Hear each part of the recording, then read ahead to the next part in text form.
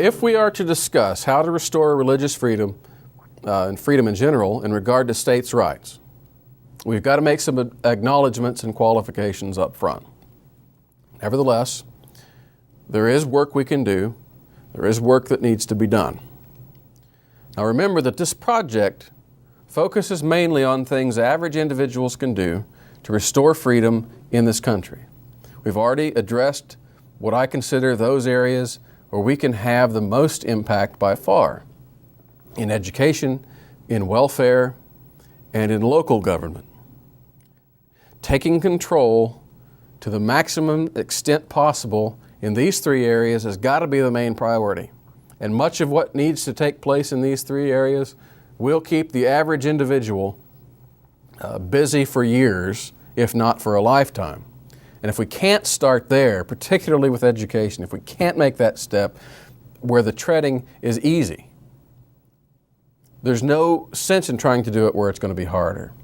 So trying to concentrate on issues above and beyond those things in scope of government and scope of governmental power will only detract from the primary tasks that most people are able to do.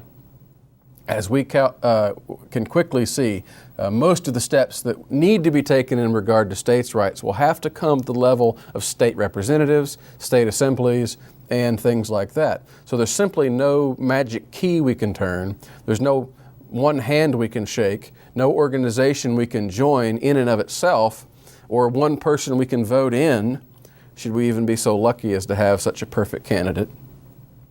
None of these things will magically transform the nation into a states' rights paradise overnight, should such a thing exist. With that said, however, there are still things average people can do toward restoring freedom in states' rights. So let's discuss what those things are. First, self-education, again, is a refrain. It's always in order. Just as with local government, most people have no idea even of the names of their state legislators. Learn who they are. Learn everything you can about them. Learn their beliefs, their platforms, everything about their voting history. Learn about your state governmental system. Learn about its branches, its departments, its procedures, its budgets. The supply of information here is endless if you want to go get it. Why not learn some of your state history while you're at it? Do your state and local historical societies or museums, are they out there? Are there some of them? Check it out. If there are, go learn from them.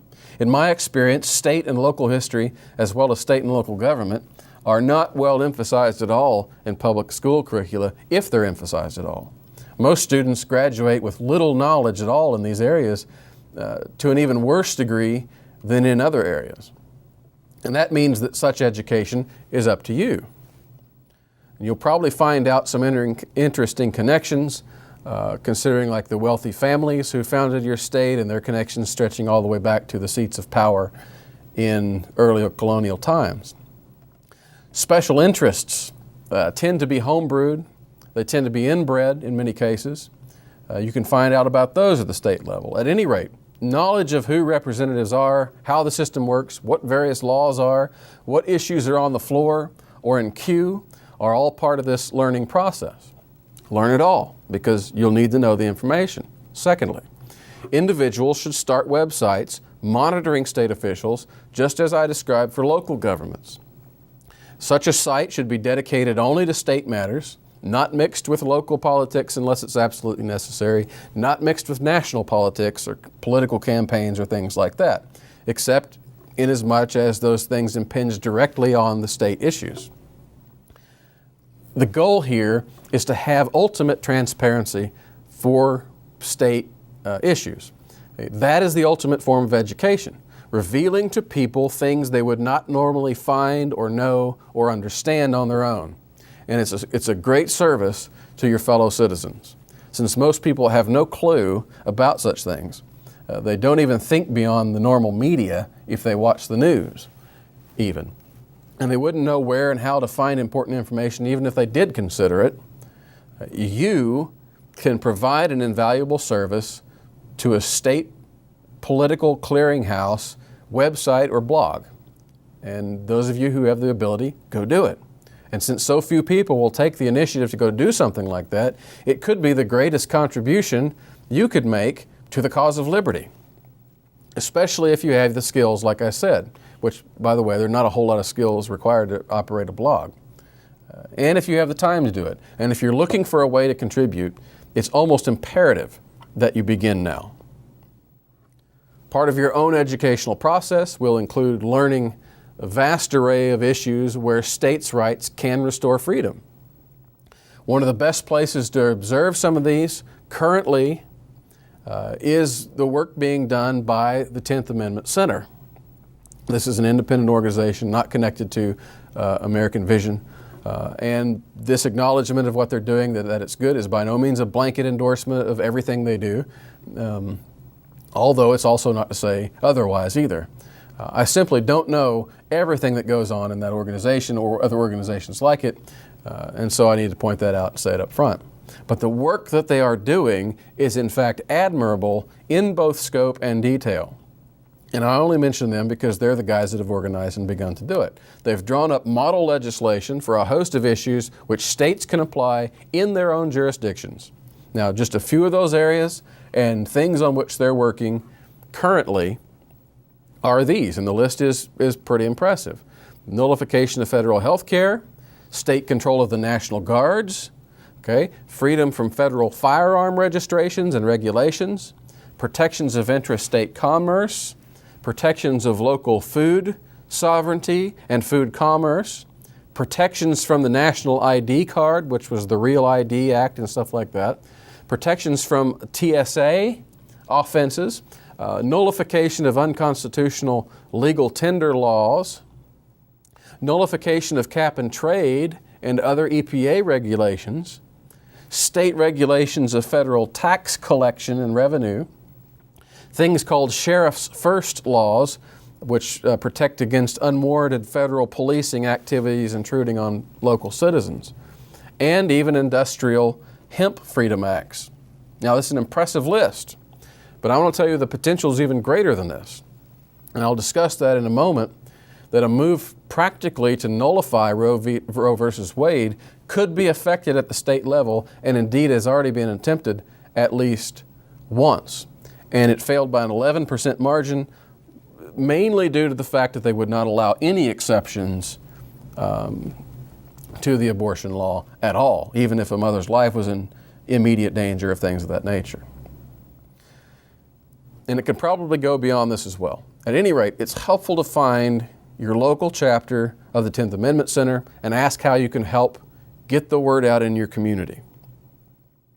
Now, 10th Amendment Center also works for issues which may sound uncomfortable to some Christians, maybe to some of the Christians following this lecture series, such as state control over marijuana laws. But in defense of this, the issue here is not about the personal use or personal stances on marijuana, whether it's medicinal or otherwise or anything else. But the point is about jurisdiction. How does the U.S. Constitution apply to this issue? And many people would argue it does not, and that acquiescing on this one constitutional issue legitimizes all kinds of federal usurpations in all other areas not explicitly enumerated in the Constitution as well.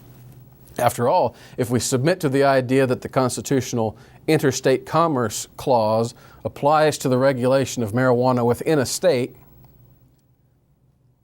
whether you agree with marijuana or not, then that same argument can be used as a precedent when the feds move to regulate other commerce within the state as well. So whatever your position on this particular issue, and certainly we have to account for our emotions in regard to things like drug abuse and other epithets, it should not take away from the whole range of other issues that the 10th Amendment Center is addressing in favor of the 10th Amendment and of states' rights. It's vital that we not, as they say, throw the baby out with the bathwater, should there be any bathwater to throw out at all. Now, I'll return to nullification and things like that in a moment. Now, having learned about your state reps, you may discover that they themselves have little knowledge or ambition in regard to states' rights or any of these issues. And they'll likely know nothing about the potential that state power offers them and their fellow representatives for reclaiming freedom in the many areas that we have discussed. You could aid your fellow citizens by informing your state reps of these things, of providing them with the information to pursue these avenues. In other words, educating your representatives, educating the politicians. This is still part of the educational process, and it's something that an average person could do toward advocating states' rights well within the constitutional bounds of the 10th Amendment. From that point, from the point of education, we can move on to, from the point of what can I do now to the way things ought to be in general. Beyond the immediate practical steps, in other words, there are larger goals, but these are definite, if lofty, goals at which to aim. Educating your rep is one thing, getting them to act, to develop, to introduce, to promote states' rights issues in an assembly are quite another, and getting a movement to be sustained is another. It's here that individual efforts will be limited, but still necessary. And it should not stop us from discussing such procedures. The hot button topics are nullification and interposition. Popular books have been written on these topics. Let me talk about both of them just briefly. The doctrine of nullification, as many of you know, was expressed in the Kentucky Resolutions written by Thomas Jefferson, 1798. It was a reaction against John Adams' atrocious Alien and Sedition Acts, which enhanced federal deportation powers at the president's whim, essentially, and made the criticism of the administration a criminal act, which was a blatant violation of the First Amendment. Jefferson and many other people deemed these acts as unconstitutional for that reason, and they argued that when the federal government passes unconstitutional acts, the states have a right to declare them null and void within their own jurisdictions. And this is what Jefferson wrote in that regard in the Kentucky Resolution. Quote, "Whenever the general government assumes undelegated powers, its acts are unauthoritative, void, and of no force." For this state power, the resolutions appealed explicitly to the 10th Amendment. Nullification, therefore, is a state's declaration that a federal law exceeds constitutional powers and is thereby considered null and void within that state. Now, at the same time, in relation to the same issue, James Madison penned the Virginia Resolution, which is singular, unlike the Kentucky Resolutions, which is plural. But it posited a very similar notion that's called interposition. The Virginia version exposited the same view of states' rights, although Madison did refer to it as not only a states' right, but as a duty on the part of the states. In times of federal tyranny, states are, as he said, quote, "in duty bound to interpose for arresting the progress of the evil," end of quote. Now, some view that as going beyond mere nullification to active resistance, but it doesn't seem to me to be a necessarily implication of arresting the progress of evil. Either way, it's important. A subsequent review by the Virginia legislature of that resolution asserted that a state declaration could have no legal force upon the federal government itself, but was only an expression of opinion. But even this leaves open the possibility that a state may decide in some way actively to resist, either alone, or in concert with other states. At any rate, the idea of states' rights resisting tyranny from legal lords above them comes directly from the history of the Reformation, particularly Reformation social theory, theological social theory. John Calvin, although to a lesser extent and certainly less systematic extent, Luther has this idea as well. And Calvin's disciples developed the idea of the so-called lesser magistrate, who resists impositions of tyranny from above, particularly in cases of religious liberty. It's a biblical and historically Christian concept in which a representative civil ruler acts representatively on behalf of the good of civil liberty against the evil of tyranny, which is the civil magistrate's job, after all. He interposes between the people and the higher rulers to preserve freedom. And this is what historically the American Declaration of Independence was. It was an interposition of the colony's representatives in concert against King George III. So in this sense, we can speak of interposition in a more general way without having to accept all of whatever technical terminology people want to stick onto it that's written in Madison's resolution. We can speak the same way generally of nullification in the same way. We can even celebrate Jefferson's famous dictum in that regard and his fabulous rhetoric in that regard without having to adopt every jot and tittle of the Kentucky Resolves. Therefore, as he said, quote, "Let no more be heard of confidence in man, but bind him down from the mischief by the chains of the Constitution," by which man, Jefferson meant the civil rulers above them, and by which constitutional chains, he meant the 10th Amendment. What are some of those lofty goals at which state officials could aim? Aside from that long list already referred to from the 10th Amendment Center a while ago, perhaps the most important and powerful issue for Christians that can be addressed this way by state power is the abomination protected under Roe v. Wade. This was the subject of a very informative lecture by a constitutional lawyer, Herb Titus, given at American Vision's annual conference in 2009. It was entitled, "Restoring the Sanctity of Human Life, State by State."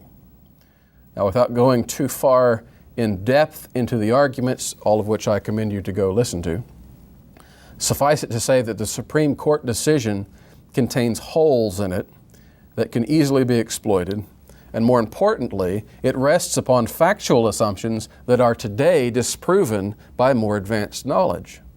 Therefore, a state could set a precedent with a very well-designed, thoughtfully constructed statute which would effectively displace the ruling of Roe v. Wade, even if Roe v. Wade remains on the books.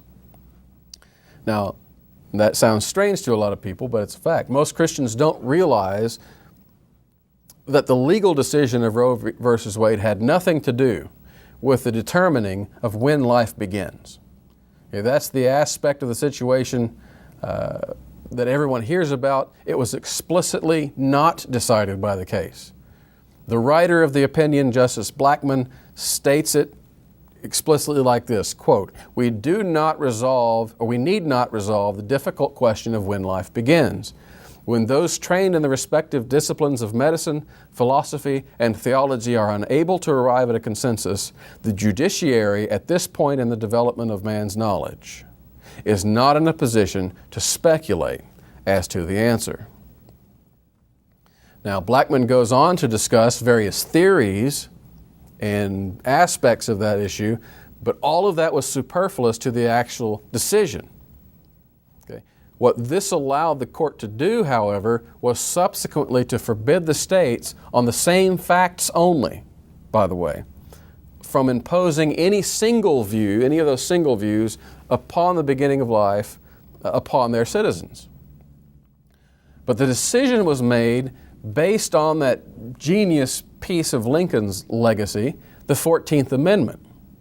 And the question is, to whom do the constitutional protections of life and privacy apply? The state of Texas, which was Wade in the Roe v. Wade, the attorney, argued that a fetus is a, quote, person within the language of the 14th Amendment. The Supreme Court acknowledged that if this suggestion of personhood is established, the appellant's case, of course, collapses, for the fetus's right to life would then be granted specifically by the amendment. The problem was that Texas's application of that amendment to the unborn in legal terms, in legal history, was an absolute novelty. There was nothing explicit in the Constitution saying that. There was absolutely no legal precedent, unfortunately, for interpreting it that way. There was no historical precedent from the time of the amendment around the Reconstruction era for such an understanding of it. As such, the court ruled that this particular application of the idea of person was unconstitutional.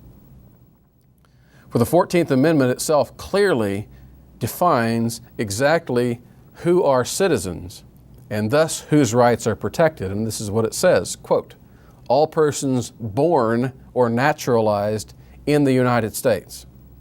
So there you have it. The Constitution protects only those who are born and not those who are unborn. Now, I think a good argument can be made the other way. I think, but the language of the amendment is in fact terribly unhelpful on this issue.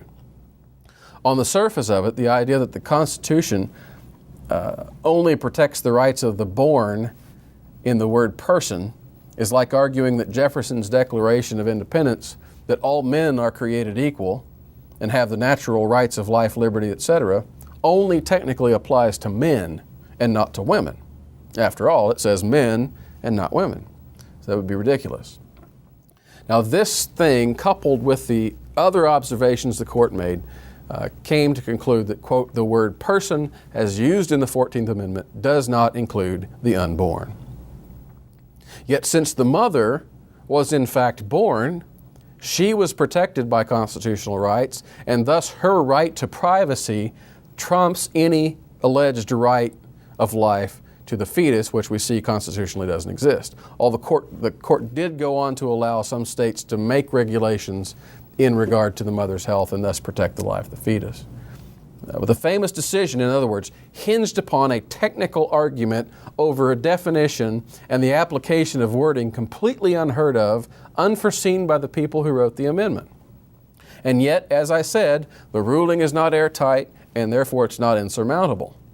Even beyond what I've said already, yet another very powerful approach is available to the states. While the word person does not apply to the unborn according to the U.S. Constitution and the Supreme Court, there is nothing to prevent states from adopting an amendment to their state constitutions which provides greater protection of life than that of the United States Constitution. And the beauty of this approach is that the Supreme Court consistently defers to the state constitutions or state court rulings in order to determine the definitions of state laws. So we wouldn't be relying on the definitions, teased out of the Constitution. A state could define person to include the unborn, and for any laws passed in regard to that definition, the Supreme Court would have to abide by the state's definition if they were going to go by all precedent for that case, because it afforded a higher protection of life than does the U.S. Constitution. Since the state of Texas didn't have this in place at the time, it appealed to the 14th Amendment of the U.S. Constitution and was judged by federal precedents and the definitions derived from the U.S. Constitution in that arena, and therefore the state of Texas lost. But in a future case, if a state did amend its constitution, decide a case, or even perhaps simply pass a statute that properly expanded the protections of life to unborn persons, then any Supreme Court challenge would have to deal with the state definition as a higher protection and sustain it. Now, for this reason, today there are groups advocating so-called personhood initiatives and personhood amendments at the state level and even at the federal level. Christians in the right to life world especially those who simply follow it as donors and supporters, simply have to learn that a decentralized solution is the best and most likely to succeed. The strategy of this once-for-all reversal of Roe versus Wade from the federal level has been absolutely ineffective for almost 40 years now. It's time to go back to something that's worked. It's not to say that it's an impossibility, but had all the time and money from that been focused on local solutions this whole time, you would very likely see life more greatly protected in a vast array of states already, and the forces of infanticide pushed to the blue fringes of the nation. You know what I'm talking about. Okay? Those will still accept only those people, I'm saying, who will accept only a single national solution are saying that if they cannot outlaw abortion everywhere, then they don't want it outlawed anywhere. And the corollary to that statement is even more startling. If they can't outlaw abortion everywhere, then they'd prefer it to be legal everywhere. Now think about that. So the power of a decentralized states' rights approach would be evident to everyone if they just think about it. It should immediately become imperative to everyone who cares about the right to life to look for a local or state solution. State officials who are interested in advancing these measures can seek them out, can get involved. The websites are easy to find. Individuals who wish to do what they can, county rights style, could get involved in their local groups, in their local statewide groups that are working in this direction. Ask for direction. Volunteer your time. Inform any and all of your state and local representatives, your senators, other officials of these causes. Put them before them. Okay. This applies directly here to the right to life issues. It really applies to any of the 10th Amendment issues we've talked about already. Contact your officials' offices. Okay? Ask around locally, among people, among churches. Search the web for local groups, for local communities that are involved in whatever states' rights issue you feel most strongly that you need to get involved in. Find out what's already being done. Don't try to reinvent the wheel. And if you find a work that you consider worth joining, then get in it and help it.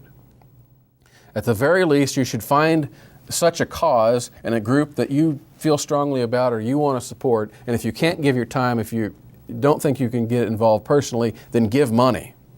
If you don't think you have any time to spare or nothing else to contribute, which by the way is almost certainly false, you can at least give money.